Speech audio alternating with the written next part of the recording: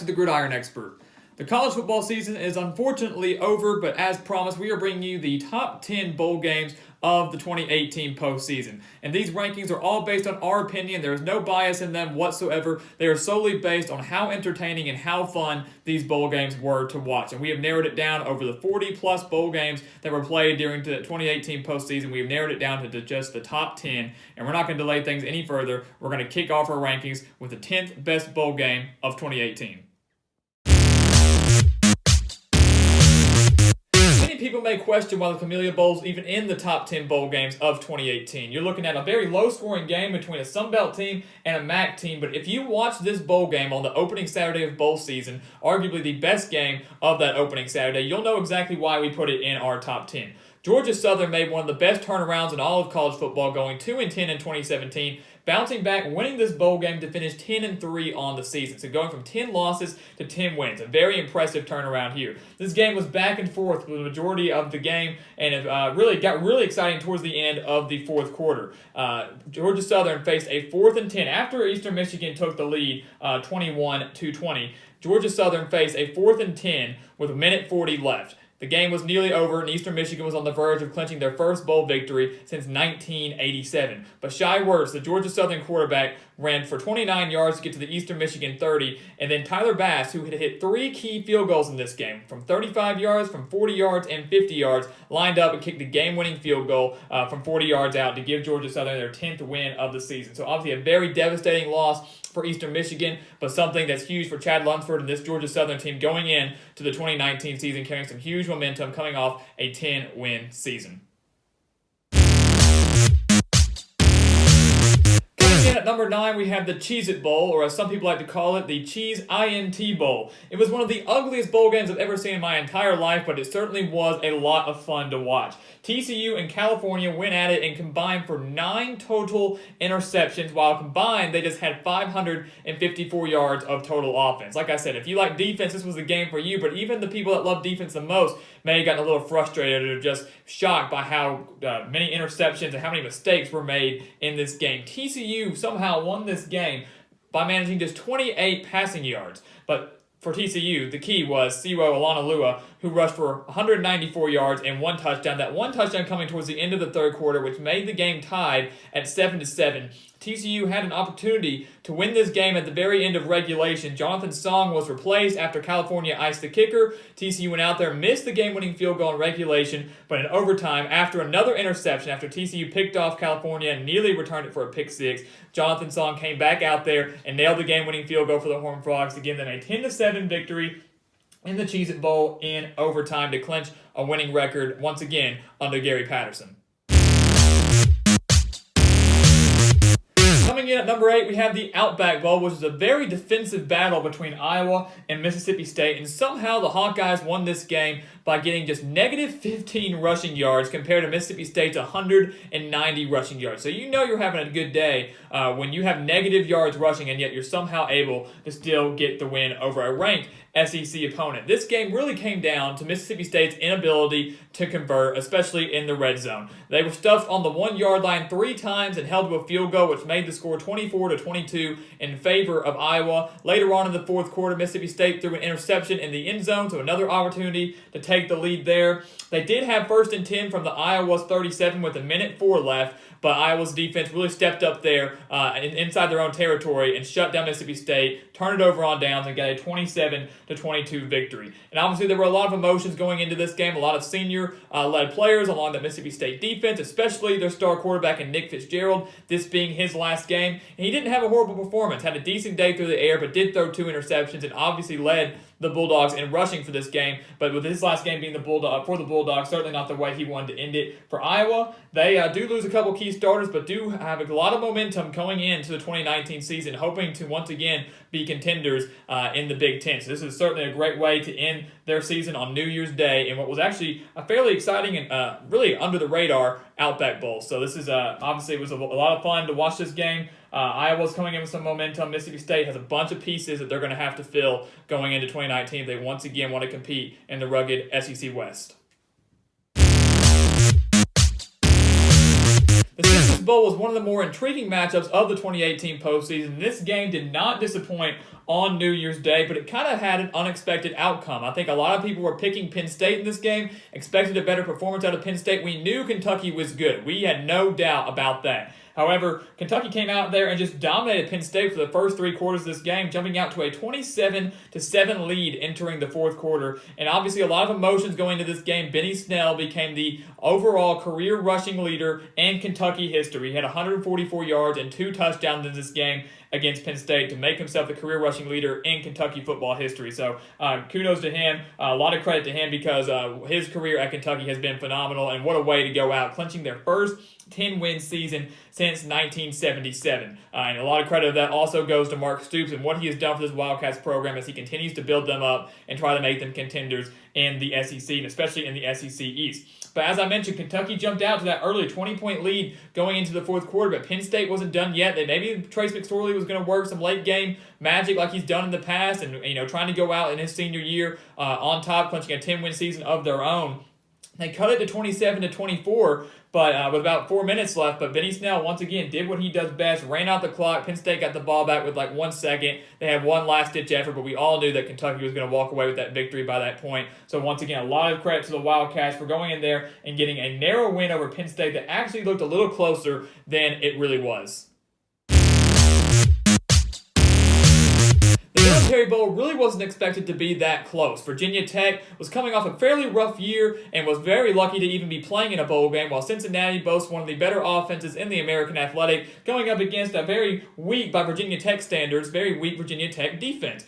So I expected Cincinnati to take easy care of this game, but Virginia Tech gave them a fight in what was a very rainy and sloppy game out in Maryland. Like I say, the weather games, whether it's snow, whether it's rain, wind, whatever, a lot of fun to watch, and that's why this game was so fun to watch. And despite the elements, these two teams still put up together combined 905 yards of total offense. And this game was just back and forth. There were 7 lead changes. It looked like Virginia Tech maybe was going to pull away with the win there, but Cincinnati scored a touchdown with 1:29 left, led by Michael Warren, who rushed for 166 yards and 2 touchdowns, averaging 8.3 yards per carry in this game against Virginia Tech. And Cincinnati's late touchdown there gave them an 11-win season and gave Virginia Tech their first losing season, 6-7, since 1992. So obviously a very shocking and devastating blow for Virginia Tech. Huge for Luke Fickell and Cincinnati, who are once again on the rise and looking to remain contenders in the American Athletic Conference going into 2019.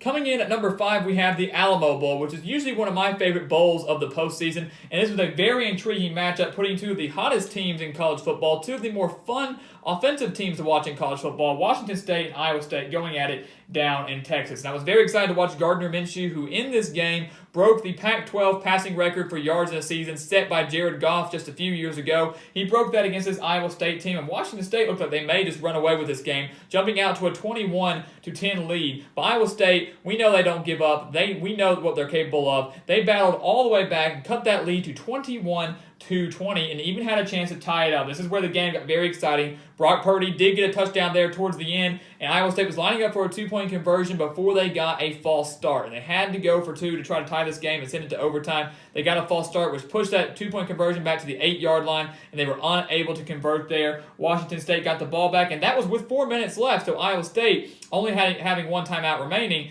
could have had a chance to stop them, try to get the ball back and go win the game, but we know that prolific passing attack, Mike Leach, just never takes his foot off the gas. They were able to get multiple first downs, run out the clock, and Washington State clinched an 11-win season, their most wins in a season in their entire history. So this was a very big game all the way around for setting records by Gardner Minshew, setting school records for Washington State, and for Iowa State, in a way, this was a very good game for them, because while the loss does hurt, we know they have found their quarterback of the future. Brock Purdy's just a freshman, and while he did throw 2 interceptions, he did rush for 2 touchdowns and have 315 yards through the air. Hakeem Butler improved his draft stock, having 9 receptions for 192 yards. I believe the 192 yards being an Alamo Bowl record. So Iowa State does lose some star offensive power, but they do get a star quarterback back and will be able to once again contend in the Big 12 going into 2019.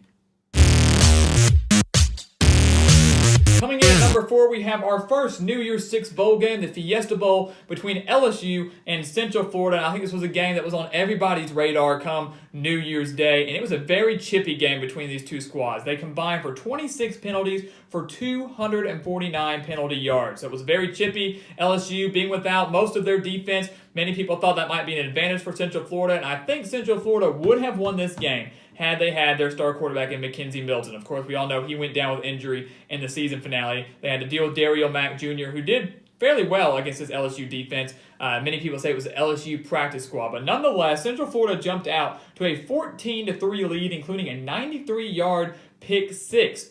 Also, on that pick six, they laid a huge lick on Joe Burrow. That went viral. But Joe Burrow led a comeback. And Joe Burrow, in my opinion, has been fairly average this season for LSU. He's been the quarterback that LSU's been looking for many years, but he hasn't been outstanding. But he was outstanding in this game. And many will say, yes, it's just an American Athletic Conference defense. It's not that big a deal. But he still threw for 394 yards and 4 touchdowns and helped LSU outscore UCF 37-10 after they jumped out to that 14-3 lead. UCF, though, once again, not giving up. They were down 16, cut the lead to 8 with a little over 2 minutes left, and nearly got the onside kick. LSU then having to give the ball back to Central Florida, pinning them deep in their own territory with a little over 30 seconds left, and UCF throwing an interception with 20 seconds left, ending their 25-game win streak. Cannot claim themselves to be national champions this year. LSU very happy to end that streak and show the SEC dominance once more. This is a very fun Fiesta Bowl, a very fun, in my opinion, probably the best New Year's Six Bowl that we had this season. The college football playoff games were not that good. The Sugar Bowl was not. The Rose Bowl was not. The Fiesta Bowl was one that everybody had their eyes on, and it definitely lived up to the hype. And I think many people were happy to see that winning streak of UCF come to an end as LSU got the victory 40-32 and are looking to carry that momentum in to the 2019 season.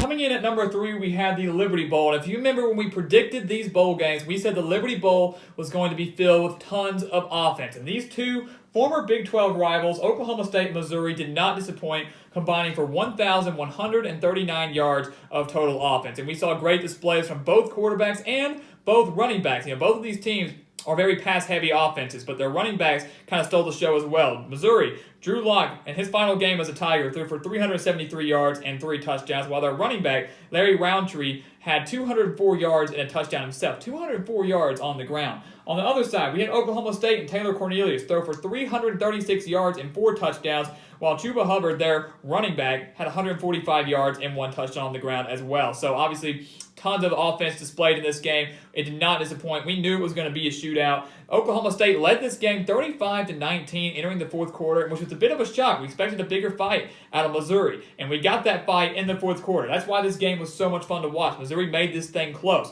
They scored 2 touchdowns in less than 3 minutes, got an interception, then scored again, cut that lead to 35-33 early in the fourth quarter.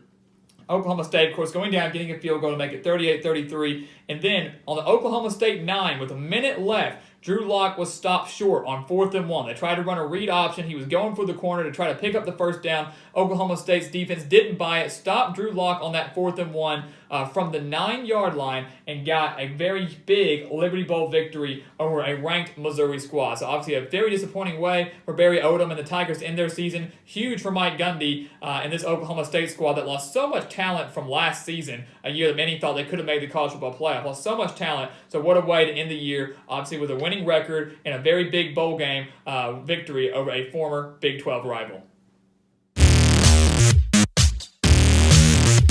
Number 2, we have the Birmingham Bowl. Many people might think of this as one of the better bowl games of 2018, but in my opinion, it certainly was. Memphis, without their star running back and Darrell Henderson, jumped out to a 28-10 lead, including a 37-yard pick six and a 97-yard kickoff return. So everything was going Memphis's way, and this game was filled with big play after big play after big play, both for Wake Forest and for Memphis. So after Memphis jumped out that 28-10 lead, which as Memphis fans should know, no lead is safe. They have been prone to blowing leads. We saw that multiple times this year, both times against Central Florida, both in the regular season and in the American Athletic Conference Championship, and then once again here in Birmingham. So something has got to be fixed for this Memphis program. Mike Norvell over there with the Tigers. They've got to fix this thing with blowing leads here. It's not good for this Tigers program. Wake Forest down 28-10. Jamie Newman, the star quarterback for Wake Forest, filling in for Sam Hartman, took over, had 328 passing yards and 1 touchdown, while also rushing for 91 yards and 3 touchdowns on the ground. So they took the lead back 30-28. Memphis then marched right back down the field. Their offense just went stagnant. After jumping out to that 28-10 lead, that Wake Forest defense really stepped up, and Memphis could not move the ball. They took the lead back 34-30 with 1:15 remaining. Wake Forest got some big plays of their own, went back and took the lead back themselves with a touchdown, 37-34 with 34 seconds remaining. And everybody was thinking, okay, this game is over. Memphis cannot move the ball. They've struggled so much. Wake Forest has got this game in the bag. But Memphis, once again, got another huge play, another huge passing play down the sideline, all the way down to Wake Forest 17-yard line. I thought that Mike Norvell took this game a little too conservatively down the stretch. I think they could have gone to the end zone a couple more times and tried to get closer for the game-winning field goal. He chose not to do that. And after another false start penalty, Memphis lined up for the game-tying field goal and missed it. I believe, if I am correct, he actually did make it. Wake Forest iced the kicker, then they had the false start, and then he missed the game-tying field goal. Wake Forest escaped with a 37-34 victory after coming back all the way down 28-10. So excruciating loss for Memphis fans, but another very exciting bowl game for Wake Forest after that thrilling bowl victory last year against Texas A&M, 55-52, and an 18-point comeback thriller here in Birmingham, 37-34 over the Memphis Tigers. And our number one bowl game of the 2018 college football postseason, the Texas Bowl between Baylor and Vanderbilt, resulting in a Baylor Bears 45-38 victory over the Vanderbilt Commodores. And many people will say, why is this deserved to be number one? Well, think about this. This game had 1,241 yards of combined offense. Records were broken here. Kyle Shermer became the leading passer in Vanderbilt history. And Baylor, with this victory, clinched a winning season at 7-6 after a 1-11 season the year before. So what a turnaround for Matt Rule and this Baylor squad. Now, those storylines don't justify it being number one. You have to listen to why and how wild this game was. Think about the rushing attacks for both of these teams.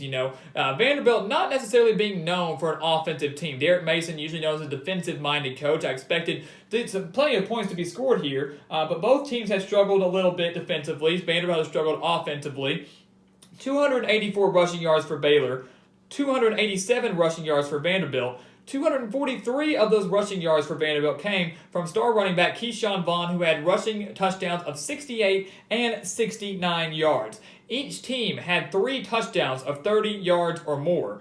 So it's unbelievable. Like the Birmingham Bowl, it was big play after big play after big play in this game. It was so unpredictable, and it was so fun to watch if you're a fan of high-scoring games, shootouts, and just very high-octane offense. It's something that we really didn't expect. On the third play of the game, from scrimmage, in the first quarter, Vanderbilt had a 65-yard touchdown to open things up. So things were definitely trending up for Vanderbilt, who desperately needed this bowl win. Derek Mason, lucky to get back to a bowl game. I think that secured his job, kept his job security safe for one more year. Just the second bowl game under Derek Mason for the Commodores. So they scored a touchdown on the third play of the game from 65 yards out. Later on in the game, Vanderbilt took the lead back with 9:31 remaining to clinch a 35-31 lead. The next play, after the kickoff, Baylor scored on a 75-yard touchdown pass. So once again, it was just back and forth. It was so unpredictable. The ultimate winning play for Baylor came with 1:50 left on a 52-yard touchdown strike from Charlie Brewer. And Charlie Brewer, let's not forget about him, threw for 384 yards and rushed for 109 yards. He is just a sophomore. He is the future for this Baylor team. This was such a thrilling game. Had crazy plays. There was that crazy interception in the end zone that we saw. I believe Vanderbilt getting that interception there. Like I said, we saw huge rushing touchdowns from Keyshawn Vaughn. We saw some beautiful throws from Charlie Brewer. We saw records broken. This was the best game of the entire postseason, in my opinion. And things are certainly trending up for Baylor as Matt Rule is trying to once again restore Baylor to what they used to be under Art Briles, getting them to be contenders in the Big 12, developing that very high-octane offense that we saw under Art Briles, and trying to get them back to relevancy, not just in the Big 12, but on the national stage. And what a turnaround from him, going from 1-11 to 7-6 in the span of just one season. This was such a fun game to watch, very high scoring, and I think the key in this game was just how unexpected it was. We knew that this game could have gone either way, but I don't think anybody saw this game being as high scoring and the lack of defense in this game. But Baylor's defense, of course, stepping up towards the end and getting one final stop on that Vanderbilt offense to clinch that bowl victory in the Texas Bowl. So this was our number one bowl game of the 2018 college football postseason. Please share with us below. What did you think were the best games of the postseason? Do you agree with these rankings? If you don't, why not? What were the top 10 bowl games of the 2018 postseason? Leave those below. Share if you agree or disagree. We have plenty of content coming out over the remaining couple weeks. And of course, we're going to have plenty of content coming out up until summer when we once again hit predictions. Then if you have any suggestions, please leave those in the comments below as well. Please continue to follow us on Twitter for plenty of extra news and analysis there. And as always, here on YouTube, please continue to like, comment, and subscribe. And we will see you next time on The Gridiron Expert.